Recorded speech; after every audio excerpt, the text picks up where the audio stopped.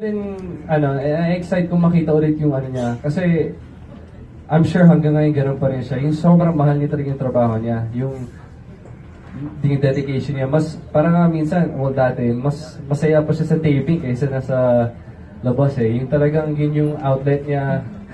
Pag nag-shooting niya may sobrang saya niya. Ang dami pa rin alam ni Jack kay Kim, So, ano? I'm pretty sure na ganoon pa rin kasi kita mo naman sa trabaho niya ngayon, sa craft niya. Don? Si Kim naman. Kim, would you like to, Baka may iba yung sagot. Agaga. Ano po ito tanong? Saan mo doon? Nung in-offer daw. Oo, nung in-offer, parang ready ka na pa talaga at that time or Naging mas wiser and nag-grow na rin kami. So yun, look forward siguro. Hindi. Okay. Hindi naman to parang wag na lang gawa ng issue dahil kami po ni Sian personally, nagkakaintindihan po kami.